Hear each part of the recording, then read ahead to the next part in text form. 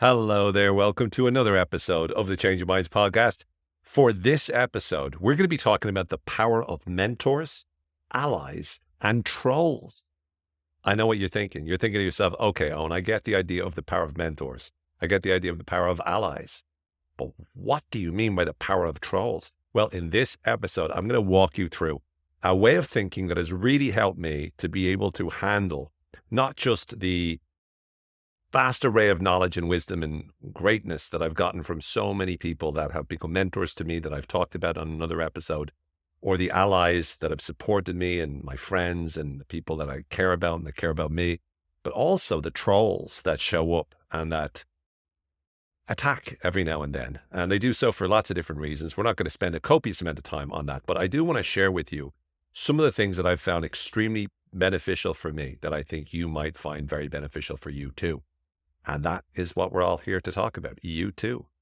Not the band, but you as well. So let's start by talking about mentoring. And what is mentoring? Well, when we talk about stories or storytelling and we talk about mentoring, we're really talking about the process whereby the guide or the mentor in a story helps the hero or protagonist to be able to overcome the monster or overcome the difficulty or overcome the challenge that they face. So in many ways, when we have a mentor in a story, the mentor is the wizard, the guide, that person that tends to help empower you either with strength, could be physical strength, could be mental strength or emotional strength, or through wisdom or insights or ideas or strategies, protocols or tactics that allow you to be able to do the kinds of things that you want to do, to achieve the kind of results that you want to achieve, to be able to overcome the problems that you want to overcome, to manage and handle the monsters in your way. And so if you think about the stories we tell ourselves stories all the time. And those stories become one of the bedrocks for the beliefs that we have. And indeed, in belief leadership, one of the most important elements of the scaled framework that I've mentioned before is the S for stories. And this really is about the stories we tell ourselves about ourselves, the stories we tell ourselves about life, about other people, about the way the world works, about specific events that happen to us. It's also about the stories we're told by other people. And it's really the stories that we buy into, the narratives that we buy into. And inside of all of those stories or narratives, we have certain people in our life that come up time and time again that we see as mentors and we see as allies. And let's first of all start to look at the mentors and the allies. And so mentors are people that help you to be able to learn something that you didn't know before. And there's a number of different types of mentors I want to talk about. The first one is what I call achievement examples. And then there's advisors, there's what we call spotters, and there's also informal mentors. So let me walk you through. This is just a framework which I think really helps understand exactly who these mentors are in your life. And when you understand this framework, you can start to search and ask yourself, have I got mentors in all four of these areas? And once you recognize whether you do or don't, it will allow you then to be able to find more mentors that can help you in more wonderful ways. So first of all, we have what we call achievement examples.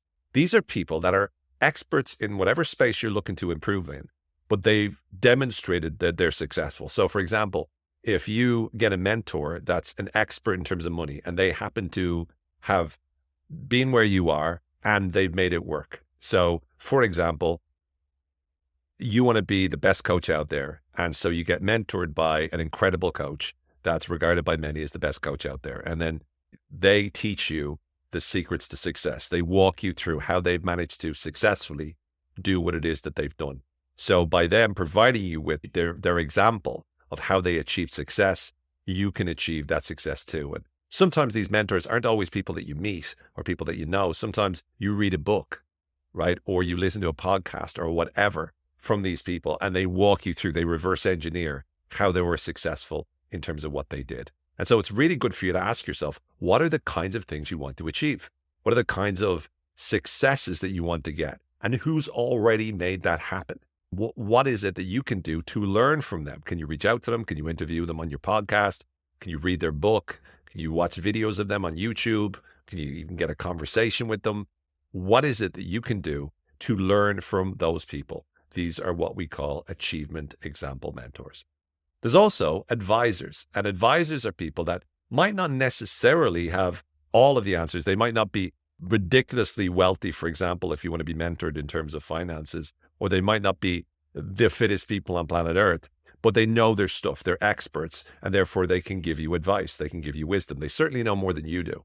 And so some of your mentors will not be at the very top of their field, but they should know more than you. They should know more than you about what you're trying to learn. And so what you want is you want certain people that can give you advice, that can give you recommendations or suggestions, that can help you to be able to improve and get better and do better as a result of it. So what is it that you can learn from people that are advisors to you? And how can you start to have that impact you as well?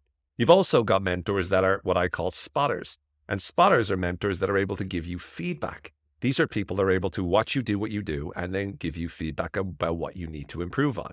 So for example, I've got a number of marketing spotters in my life, where I can send out some, copy that I've created, promoting myself in some way, and they're able to go through it and spot and identify what they think could be improved. So these are mentors that are able to help you by spotting and seeing what you need to work on. They're able to watch you in action, and they're able to help you by giving you advice. Great coaches that you work with can often do this, as can great trainers if you're partaking in a training course, for example. But these are people that are able to spot the things that you need to tweak and improve. And once again, they can be extremely valuable and helpful for you. And then you also have informal mentors. And informal mentors are people that they wouldn't see themselves as mentors per se, and you wouldn't see them as mentors per se, but you learn lessons all the time. In another episode, I talked about the lessons I've learned during my life. I just gave you an example of some of the lessons I've learned. And some of those were formal lessons that I learned in courses or trainings. But some of the lessons were lessons that people didn't even know they were giving me. And so I think it's important to recognize what is it that you can learn and what is it that you have learned from more informal relationships in your life. It can be extremely valuable for you to start to look out at all of the great wisdom that you get that you're not even aware that you're getting. It's not like a formal part of the process. When you train your brain to start to search for that and hunt for that, you'll find yourself getting a lot more out of it. So one bit of advice I have is start to look for these different types of mentors. Have you got an achievement example mentor? Have you got an advisor mentor? Have you got a spotter mentor? And what kind of informal mentors do you have?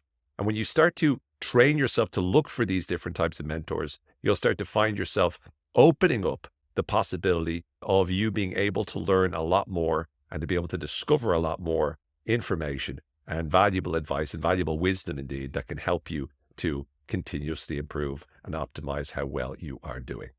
Now, as well as mentors, we also have what we call allies. And an ally is not someone that might teach you or educate you in some way, but an ally is someone who has your back. An ally is someone who's a friend who supports you in some way. And there's three different types of allies that I wanted to share with you. First of all, we have supporters. These are allies that, like I said, have your back. They want you to succeed. They're always cheering you on. Whenever you post something positive on Facebook, they're like, you're amazing. You're wonderful. That's so great.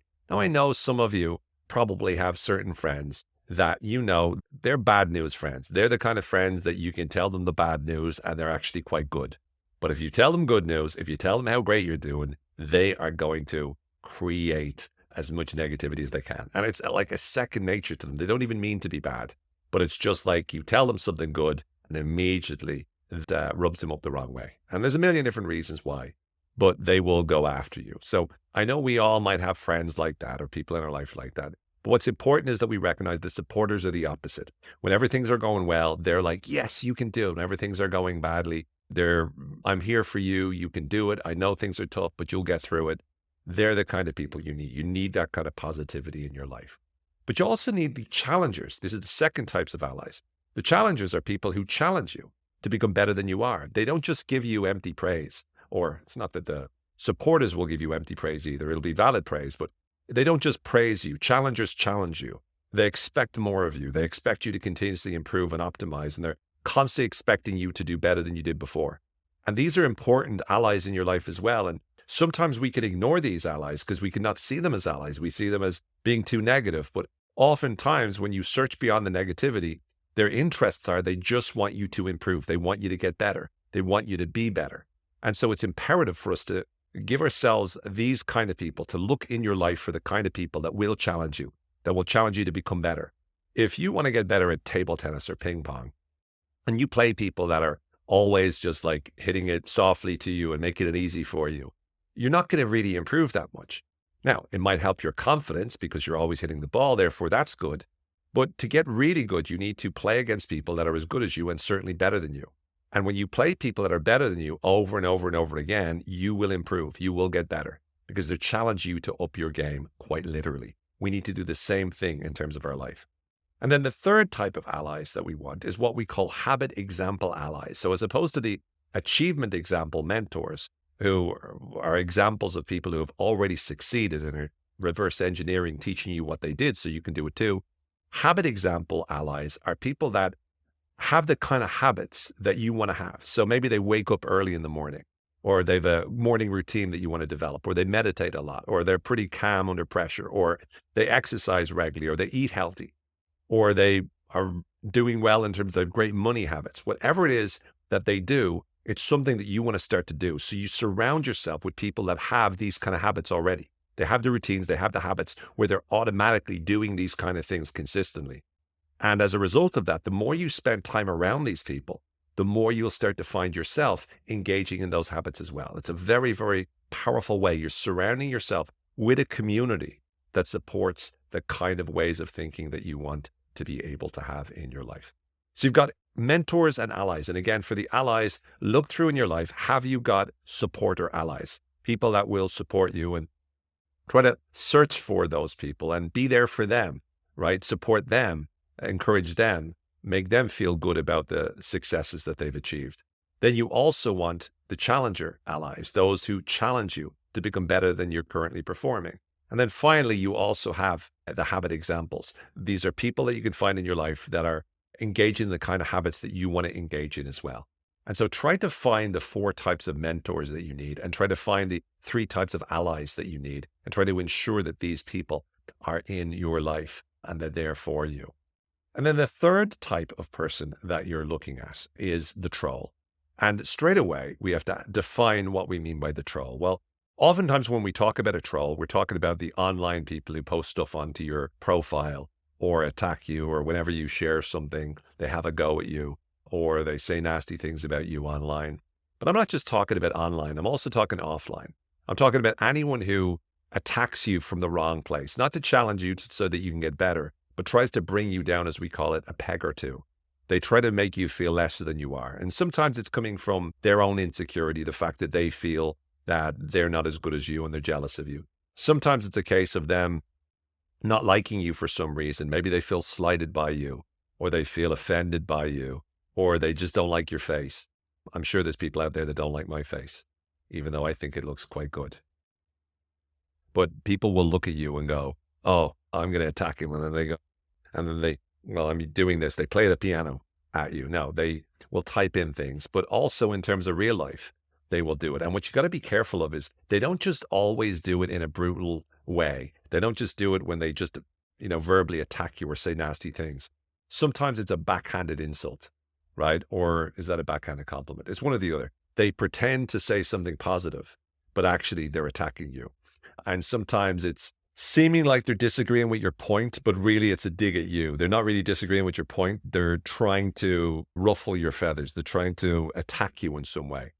And when people do that, what's imperative to realize is that so often it really isn't about you.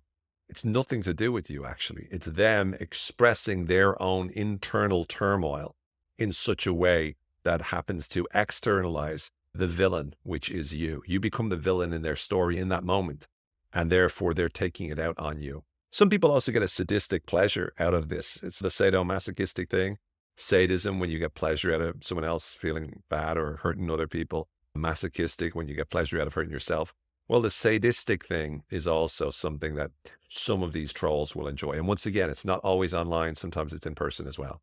And these could be friends or even family members who don't mean it in the sense of they're not waking up in the morning going, how can I ruin Owen's day, or how can I ruin this person's day?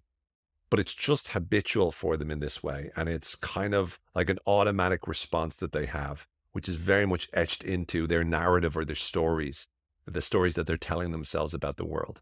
So that's a little bit of the psychology of the why. But what I mean by the trolls is to be able to alchemize and transform whatever it is that they say in such a way that it helps you. And this is what I call the false antagonist.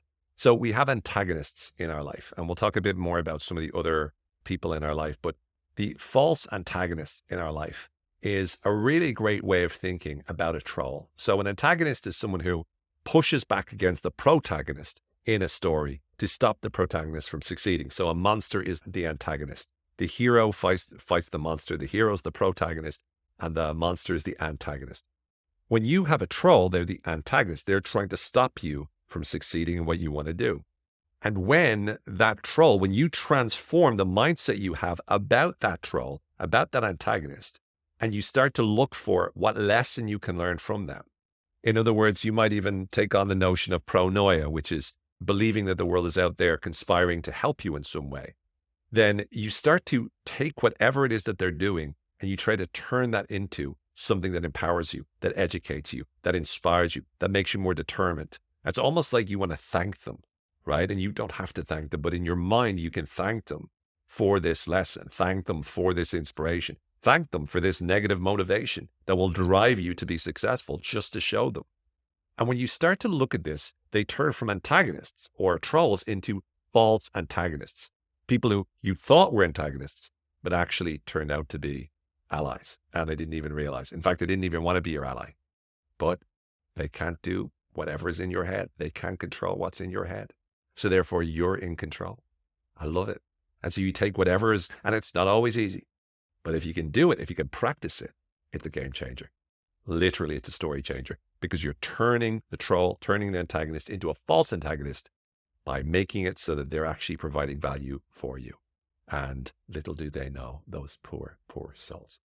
You also have other characters that might come up over the time. You have, of course, false allies as well. And a false ally is someone who pretends to be for you, but actually they're trying to be against you. But once again, think about it like this. A false ally pretends to be your friend, but actually goes after you. In other words, they trolls or antagonists.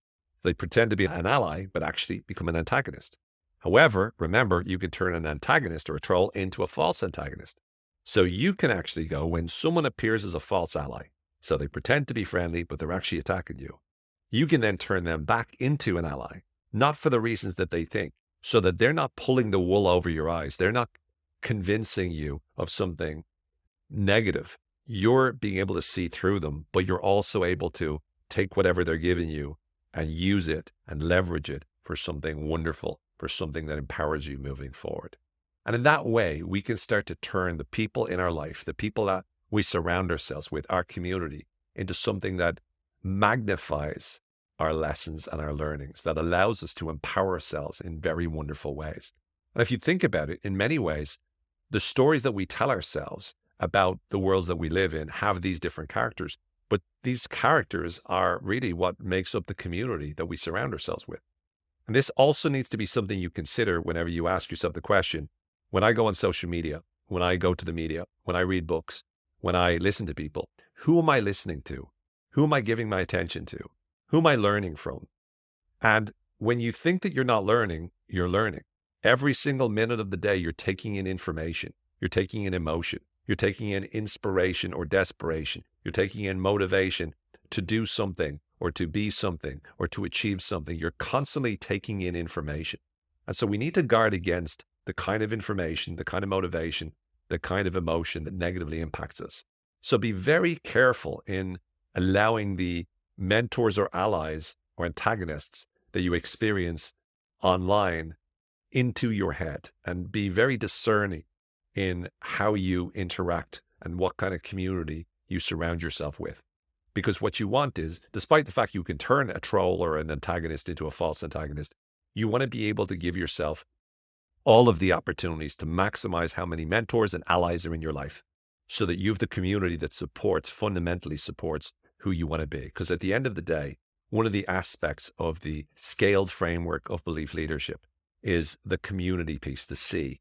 This community or culture is what we need to surround ourselves with to believe better. So who are the kind of allies and who are the kind of mentors and false antagonists that you need to surround yourself with so that you can believe in the things worth believing in, so that you can believe in you, You can believe in your potential. You can believe in the future. You can believe in things that allow you to become so much better than you could possibly imagine yourself to be.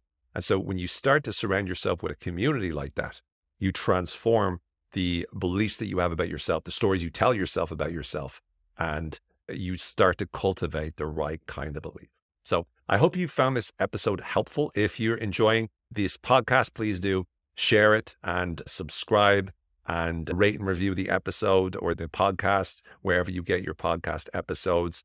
But most of all, I hope that you can take something from this and you can start to create your own mentor list, your own ally list, and you can transform the antagonists or trolls into false antagonists, which then help you and empower you moving forward. Thank you very much for watching. May the force or listening, depending on how you're interacting or experiencing this, may the force, as always, continue to be with you, and may you continue to believe better. I'm Owen Fitzpatrick. Thank you very much for being here. Bye for now.